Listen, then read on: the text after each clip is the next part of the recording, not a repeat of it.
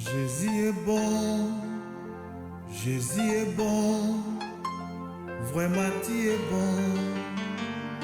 Je ne sais pas moi comment te remercier de tout ce que tu as fait dans ma vie. Oui Jésus, je t'aime. Je ne mâche pas mes mots, je ne cache pas mes sentiments. Je suis tombé amoureux de toi. Jésus est bon, Jésus est bon, vraiment il est bon.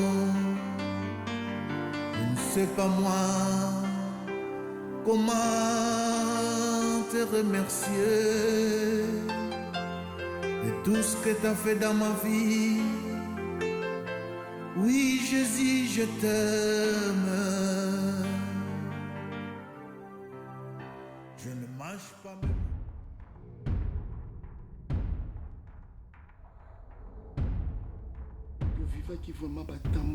Parce que nous avons vécu des temps très très difficiles. Que je vive pour la toute première fois de toute ma vie. Je connais le pasteur François depuis 35 ans de mon mariage. Il n'a jamais été malade.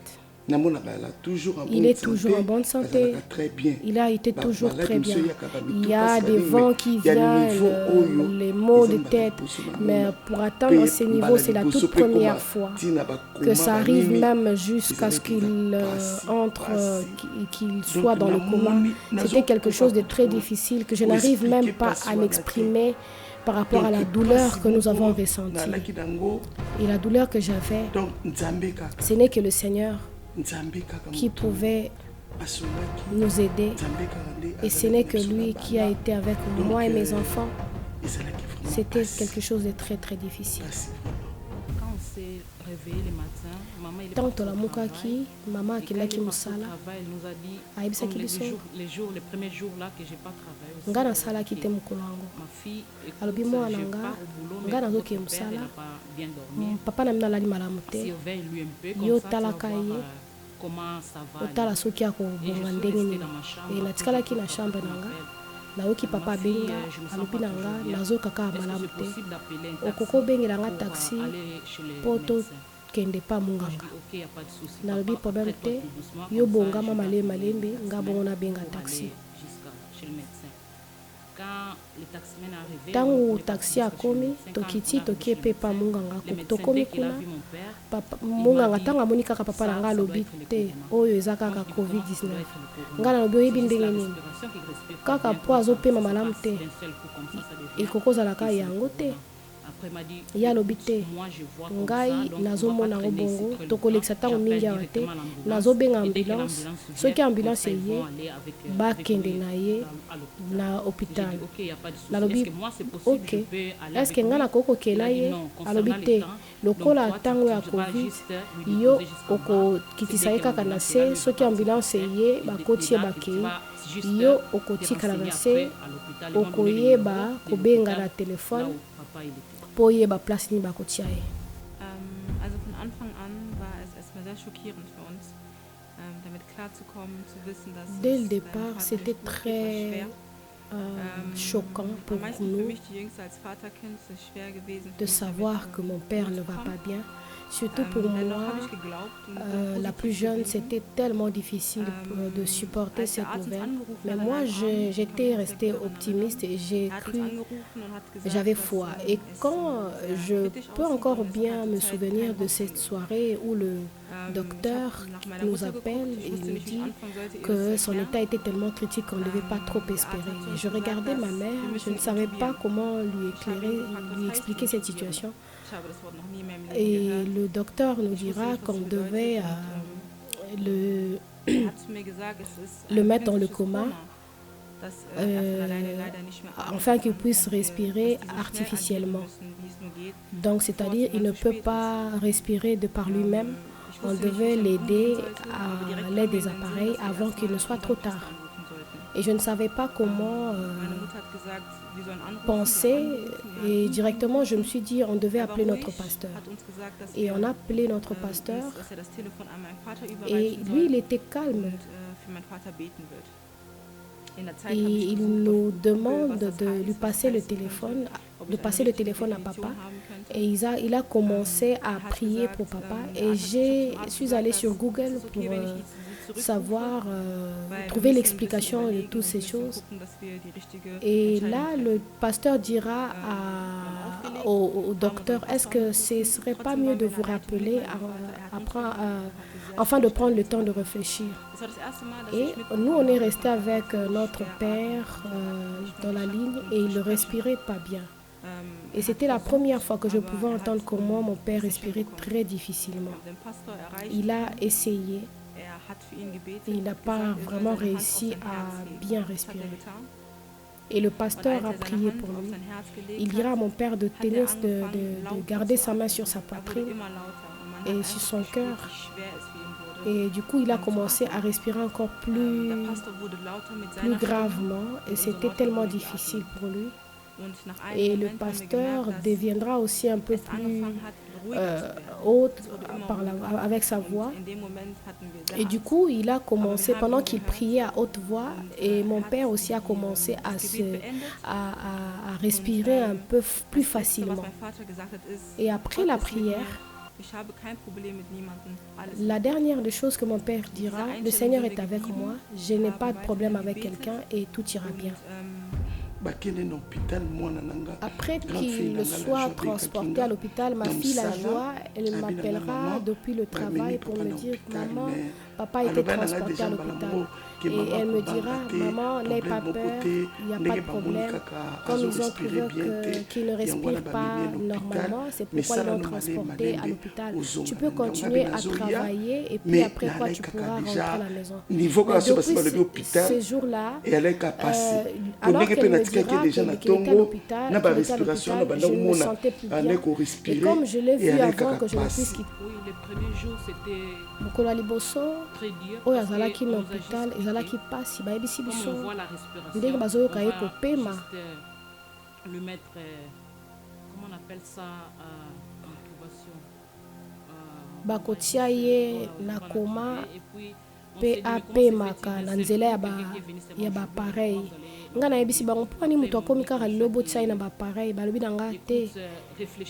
Zwa tango ya kokanisa. Bayebengaki biso na ndako alobi bo totikeli bino tango bokanisa. Bongo boyebisa biso ndenge nini bozwi décision. Et avec cette position, c'est dans cette position que nous sommes restés. On a continué à prier. Tous les jours, on a appelé pour savoir et ils nous ont donné des réponses diverses. Au début, là où il était encore à Dura, il nous donnait que des pourcentages. Et il lui reste que 40% d'espoir. Et quand je l'ai entendu, je ne savais pas quoi dire à mon père. Je regardais ma soeur. Je lui ai dit, on ne peut pas lui dire ça comme ça. Et on a essayé un peu de modifier un peu cette phrase. Et c'est comme ça qu'on a continué. Et tous les jours, on a appelé. Et quand il a été transporté à Stolberg, et c'est là aussi que tout allait un peu mieux. On nous a donné un peu plus de pourcentage. Et le Seigneur a fait que ce docteur aussi était un peu positif. Et ça nous a un peu fortifié et donné un peu plus d'espoir pour rester aussi positif. Quand le pasteur était interné à l'ôpital, avant qu'il soit interné, on a commencé un jeûne qu'on faisait souvent, qu'on fait traditionnellement à l'église, le jeûne de Daniel. Et mes enfants et moi avons continué à jeûner et on était en prière. Le Seigneur nous a assistés. Un jour, le docteur appelle. Il nous dit qu'il avait beaucoup de crachats dans son poumon et ça pourrait arriver qu'il ne puisse plus bien parler. Je lui ai dit, mais non, mon père est un chanteur et prédicateur. Il ne devait pas perdre sa voix parce qu'il doit continuer à travailler avec ça. Et là, il me dira, bon, il est chanteur et puis prédicateur. Je lui dis oui. Et le docteur me dira, on devra tout faire pour qu'après le Covid, qu'il pourra encore plus parler et chanter. Ce qui était encore un peu difficile, il y a eu un jour, un matin, où le docteur me dira qu'on devait changer sa position. Il était couché sur son dos. Est-ce qu'on pouvait, le docteur posera la question de savoir si on pouvait lui changer la position. Que si jamais on pouvait le changer, soit le risque sera encore plus grand, ou alors ça pourra aller mieux. Mais on doit quand même l'essayer. Nous, on a eu peur. Mais le docteur dira, si nous ne risquons rien, nous ne saurons pas s'il pourra s'améliorer ou pas. On était vraiment très négatifs parce que le docteur dira aussi que c'est un peu critique, que ça pourra aussi modifier sa respiration dans le mauvais sens. Mais ils ont quand même essayé de faire le mieux, donc de lui changer la position. Et après, le jour après, ils nous ont appelés et le docteur dira que c'est vraiment bien parce qu'après l'avoir tourné, nous avons constaté qu'il respire plus facilement et plus librement. Et c'était pour nous quelque chose de bien, de positif, pour dire que c'est un signe que Dieu était avec nous. C'était un dimanche. C'était le jour où on devait clôturer avec notre...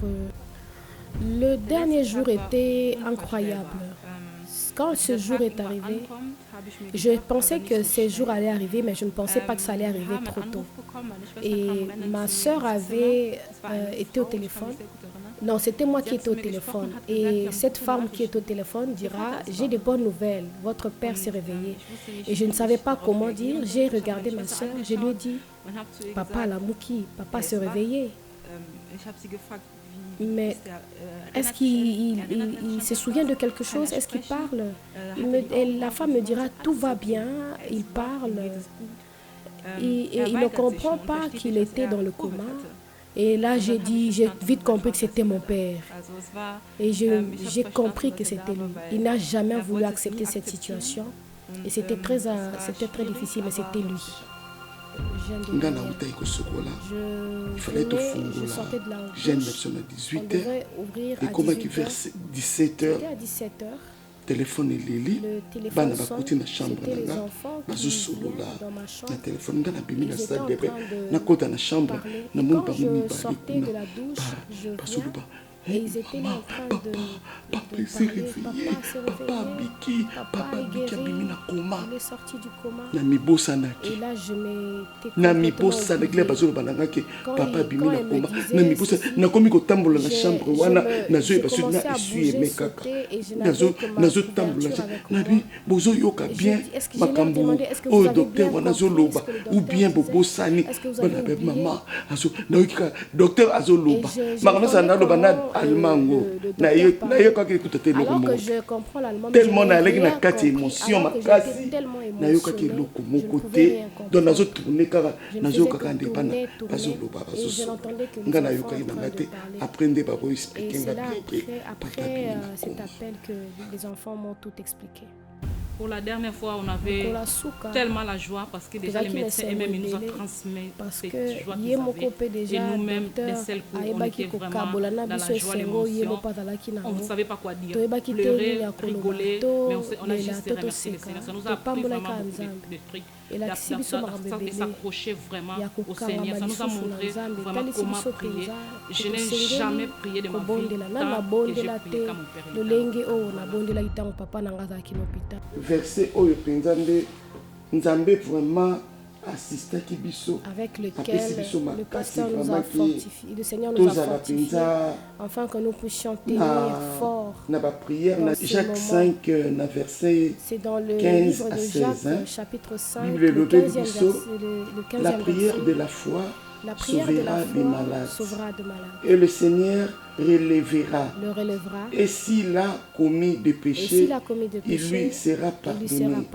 Confessez donc vos péchés confessez vos péchés les uns les autres et priez les uns pour les autres, afin que vous soyez guéris. La prière fervente du juste a une grande efficacité. Alors, verset Oyo, et ce verset nous a beaucoup aidé, bien aimés dans le Seigneur. Ça nous montre que nous devons être des gens qui prient.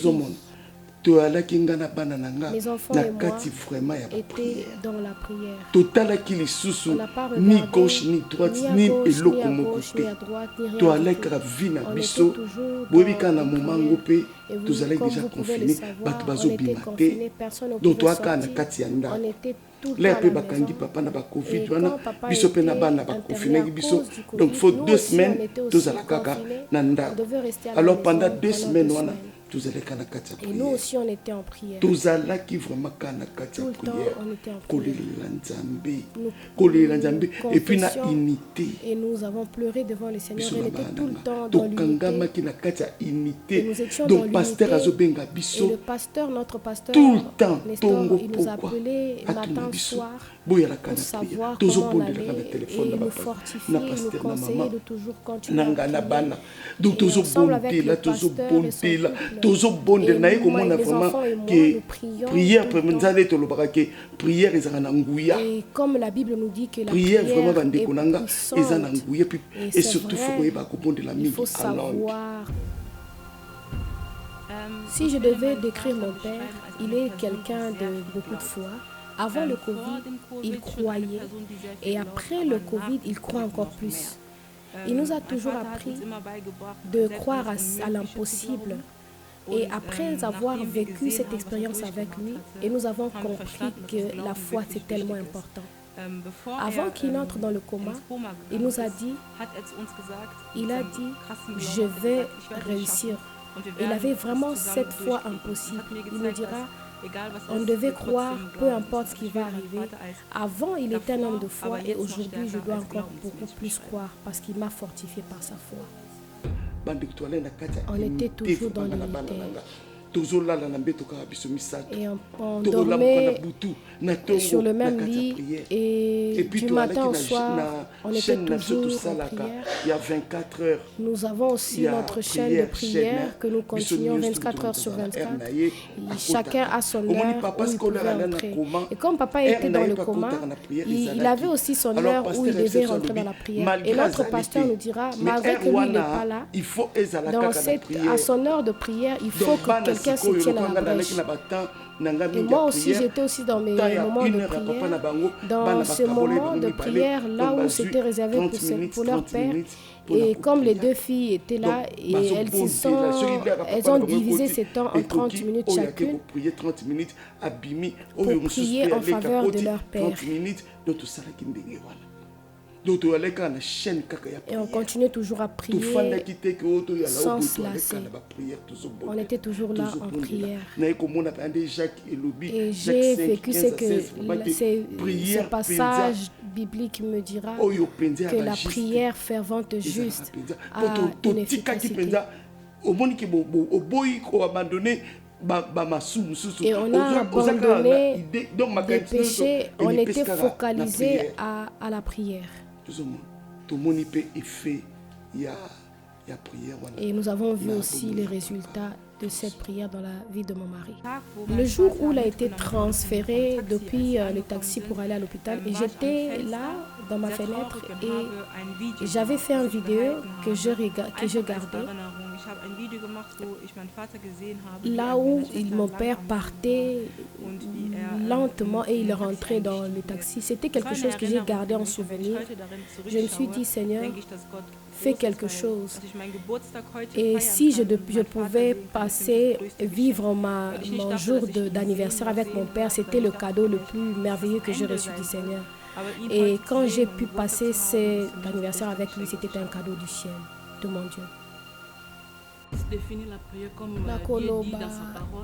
Priez sans cesse. Donc cherchez Dieu jusqu'à ce que Dieu vous répond. Il va vous révéler les choses cachées. Moi je prie, je peux vous dire la vérité, j'ai prié, mais c'est pas à ce point-là quand tu vois qu'il perd. Là on te dit soit aujourd'hui ou demain. Donc ça m'a montré encore de m'accrocher encore à chaque fois de et voilà, c'est ce que je peux dire. De continuer à prier, même si la promesse n'est pas encore là.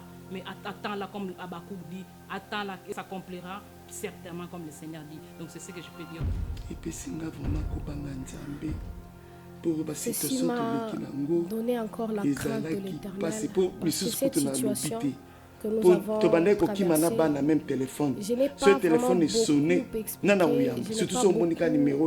Stolbeck et hôpital. Et on avait même peur de répondre au téléphone parce qu'on avait peur d'entendre une mauvaise nouvelle. Parce que tout au début, le docteur nous disait qu'il n'a que 40% de chance de vivre. Et j'avais peur. Et cette situation, cette épreuve nous a, moi personnellement, m'a conseillé de bien me concentrer sur le Seigneur, d'arrêter avec des distractions inutiles qui n'ont pas d'importance. Marchons dans la crainte de l'Éternel.